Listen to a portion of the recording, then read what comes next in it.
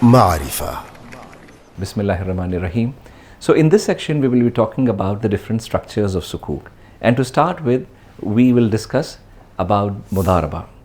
So the term Mudaraba is derived from the Arabic phrase Al-Darb fil Al-Ard, found in the Quran, which means to make a journey, right? It talks about striving, it talks about walking on the face of the earth, to strive, right? It is so called because a worker strives and toils in the course of a business, and in most cases makes a journey.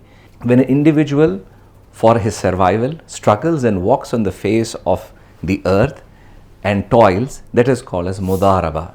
So basically Mudaraba is a form of a partnership in profit, whereby one party provides the capital, and that party who provides the capital is called as Rab al-Mal, right?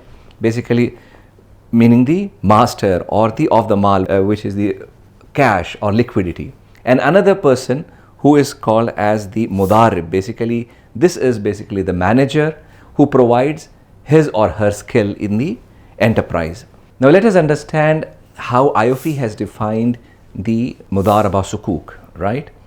Or the whole definition of Mudaraba. So these are certificates that represent project or activities managed by appointing one partner or a person as a Mudarib, okay, to manage the operation, right?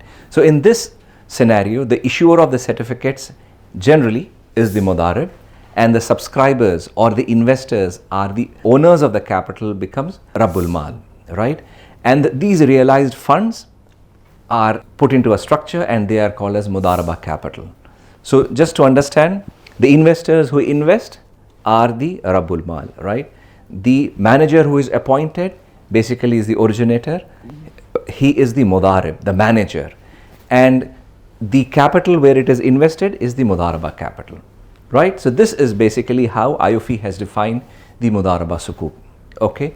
The certificate holders own the assets of the Mudaraba, because at the end of the day, the investors who give the liquidity, right, into the structure of the Mudaraba, they become the owners in a way of the assets which are generated by the Mudarib, by investing that liquidity which is given to him or her, right? And what happens here is that when the profits are realized from this business venture, that profits are shared between the Mudarib and the investors, right, in an agreed profit sharing ratio. The structure of the Mudaraba is that Mudarib is given any remuneration for his or her contribution only when there is a profit generated. So when there is no profit generated in the venture, nothing will be given to the Mudarib as a fee or as a revenue or as an income. So this is one clear distinction, and all the loss which happens, if at all, in the venture will have to be borne by the investors. So this is how the basic principles of the Mudaraba works, and this is how this principle is used to structure a sukuk, where the investors become the Rabbul Mal, where the issuer or the originator becomes the Mudarib, and the capital is used and invested in a business venture, and the assets which are generated from this business venture, the investors become the owner of these assets. And when the business gives a return, that profit is shared between Mudarib and the investors in an agreed profit sharing ratio.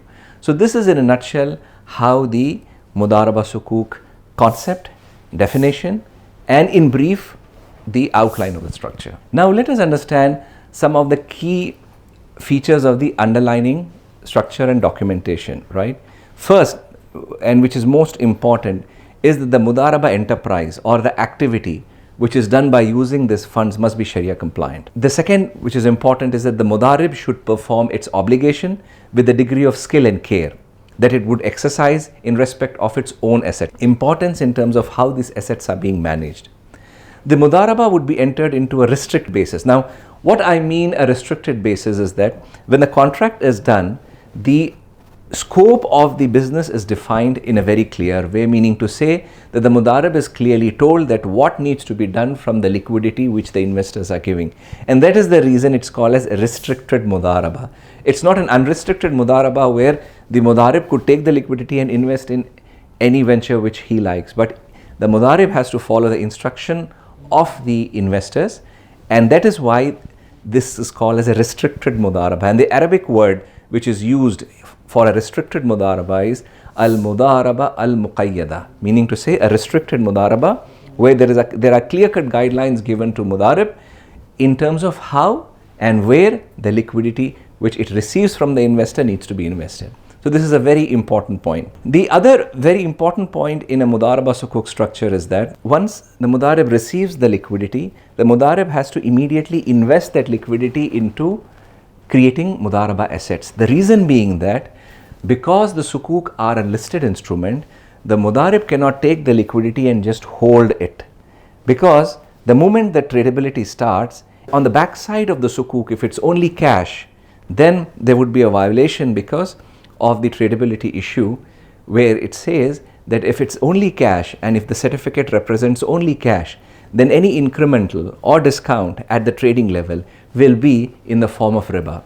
So that is the reason why it is very clearly laid out that when the liquidity or the cash is received by the Mudarib, immediately the Mudarib has to apply that liquidity and create at least 33% of Mudaraba assets immediately, and then the rest of it should subsequently be also invested. So this is another important point in a Mudaraba, because in a Mudaraba structure, liquid cash is given to the obligor and this cash needs to be invested to create Mudaraba assets. So this is another important point in the Mudaraba structure.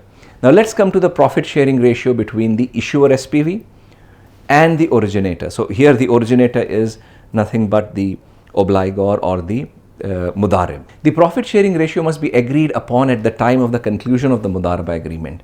Generally in Mudaraba Sukuks it is 99:1.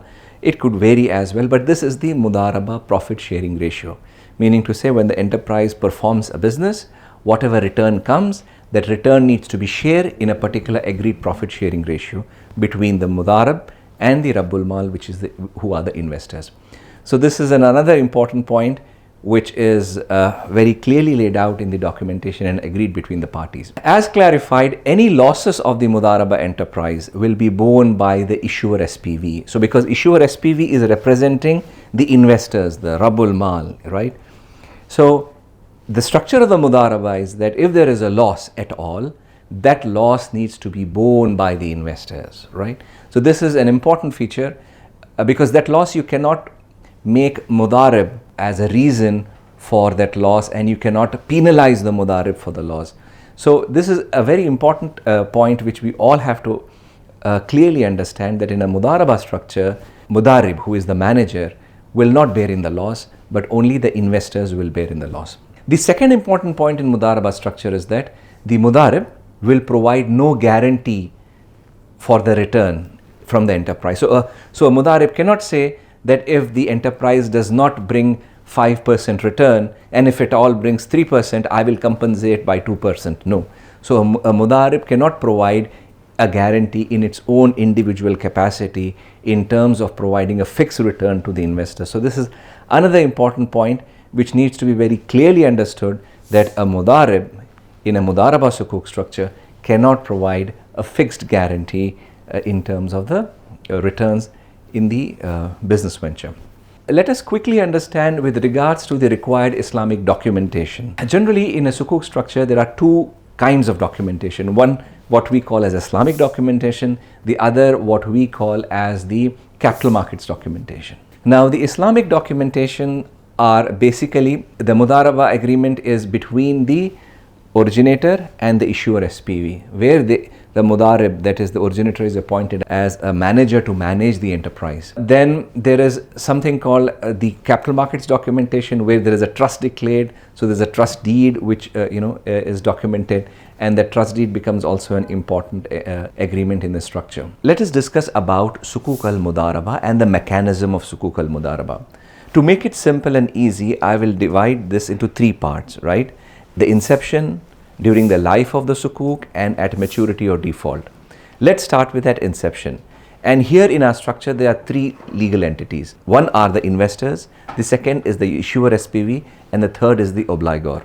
Obligor is the client or the customer who wants to raise liquidity.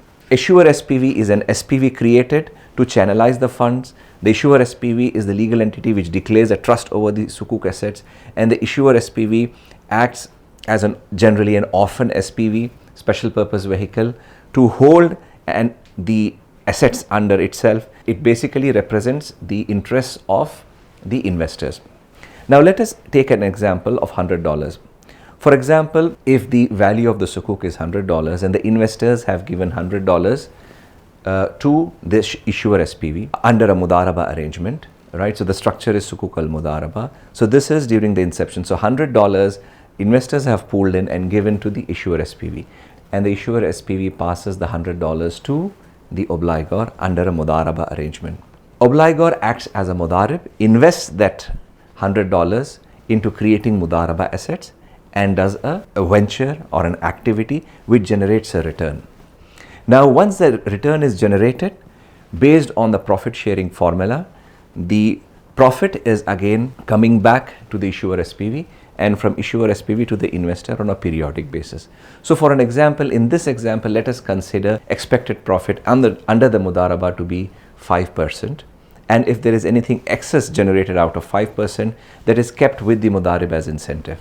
So if that 5% is generated from the venture, the 5% is trickle downs from the obligor to the issuer SPV and to the investors. So this is the second stage. The first stage was the inception stage where the $100 have reached to the obligor. The second is during the life of the sukuk. If the life of the sukuk is 5 years, during the 5 years, and if the payment are biannual, meaning to say every 6 months. So every 6 months, 5%. So meaning to say if the 5% is $5, so $2.5, $2.5 every 6 months is are paid from the obligor to the issuer SPV, and then it goes back to the investors. So this is during the periodic payments during the life of the sukuk. Now let us come to a stage at the maturity or in case of a default.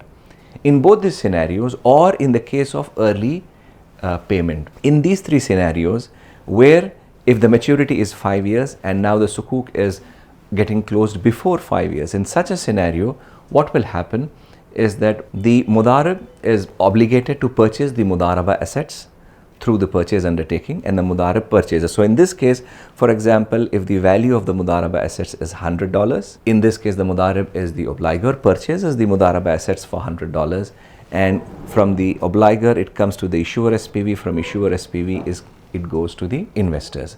So this scenario happens at 3 stages, meaning to say, or at 3 incidents. One, at maturity, if it was for 5 years, second, in case of default, and the third, in case of prepayment.